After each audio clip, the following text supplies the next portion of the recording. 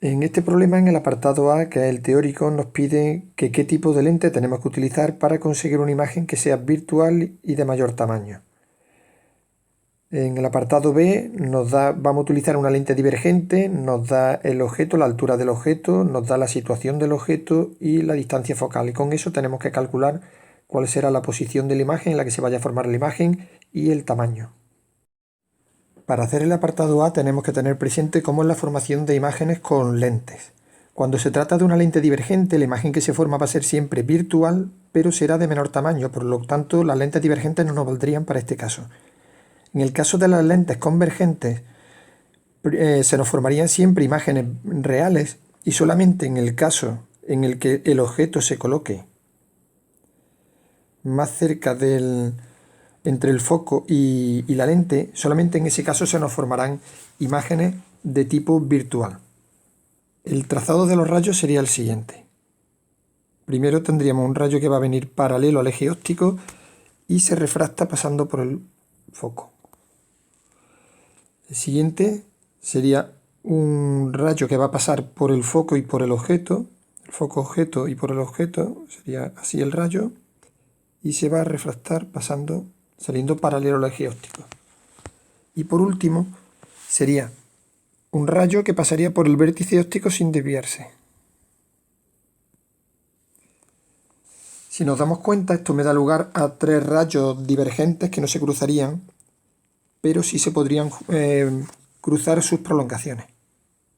Y en este caso entonces tendríamos la prolongación de este rayo que vendría para acá, la prolongación de este rayo que vendría, que el bono lo tenemos ahí, la prolongación de este rayo que vendría para acá y se cruzarían entonces en este punto.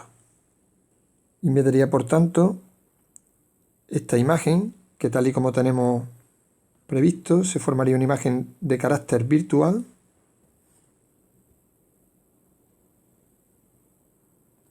Sería en este caso de mayor tamaño. Y estas son las dos características que nos está pidiendo el problema. Y aparte también, como otra característica importante de la imagen, es que sería una imagen derecha, aunque en este caso no nos lo pide. Pues bien, en este caso entonces habría que colocar el objeto entre el foco y la lente.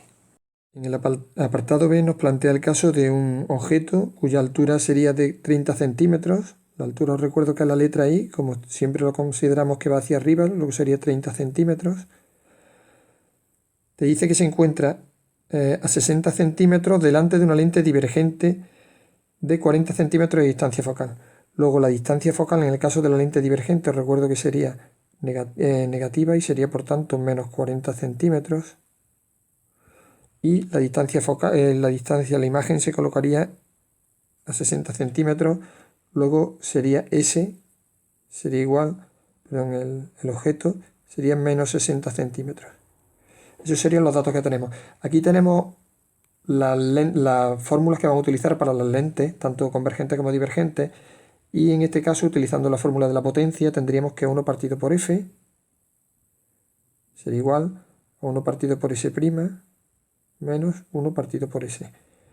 1 partido por F, por tanto, sería igual, 1 partido por F, la distancia focal me la da ya el problema, que me dice que son menos 40. Lo vamos a dejar todo en centímetros, por lo que el resultado saldrá también en centímetros. 1 partido por S' menos, y ahora 1 partido por S, que sería 1 partido por menos 60. Pasamos, bueno, si sustituimos aquí o si quitamos el signo, se me quedaría 1 partido por menos 40 igual a 1 partido por S' más 1 partido por 60. Pasamos esto para el primer miembro y se me quedaría que 1 partido por menos 40 menos 1 partido por 60 sería igual a 1 partido por S'. Ahora aquí tenemos la opción o de sacar factor común o de hacer directamente las operaciones. Vamos a sacar factor común y se me quedaría, sería menos 3 partido por 120 menos 2 partido por 60 sería igual a 1 partido por S'. Y esto me saldría que 1 partido por S' sería igual a menos 5 partido por 120. Haciendo esto me saldría que S' tendría por tanto un valor de menos 24 centímetros. Si lo pasamos a metros, lo único que pasaría sería que nos saldría 0,24, pero el resultado sería exactamente igual. Para calcular el tamaño de la imagen nos vamos a basar en la fórmula del aumento lateral y entonces tendremos que I' partido por I será igual a S' partido por S. De donde tendremos por tanto que I', que es lo que queremos calcular, la altura que va a tener la imagen, sería igual a la altura del objeto, que eran 30 centímetros, igual a S', que lo teníamos por aquí, que valdría menos 24, lo acabamos de calcular, partido por menos 60, que sería la posición del objeto. Cuando hacemos esto me saldría que I' tiene un valor de 12 centímetros. De aquí podemos deducir ya el tipo de imagen que se va a formar. Lo primero que tenemos sería, comparando el tamaño de la imagen formada con el tamaño del objeto, podemos ver que es de menor tamaño.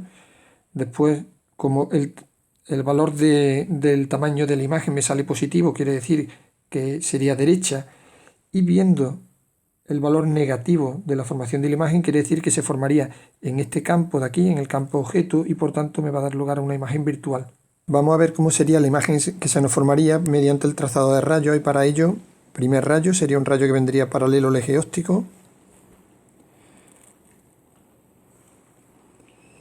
y se refractaría pasando su prolongación por el foco, lo que se vendría así, y sería ese el primer rayo. Segundo rayo, un rayo que pasaría por el objeto, pasaría también se dirigiría hacia el foco, y cuando llegue a la lente vendría para acá, para este foco, y cuando llegue a la lente se va a refractar saliendo paralelo al eje óptico. Y el tercero, que sería uno que pasaría por el vértice óptico sin desviarse. Aproximadamente así. Vemos que se trata de rayos que salen divergentes, por tanto no se cruzarían. Sí que lo harían sus prolongaciones, y en este caso este rayo ya la tenemos la prolongación trazada, en este de aquí la prolongación vendría en este sentido, se nos cruzarían en este punto de aquí los tres rayos, y nos daría como resultado, por tanto, aquí que tendríamos tal y como hemos planteado antes, se trataría de una imagen derecha, se trataría de una imagen virtual, porque lo que se cruzan son las prolongaciones y no los rayos en sí, y en el tamaño sería de menor tamaño. Estas son las tres características que habíamos deducido anteriormente de la imagen formada.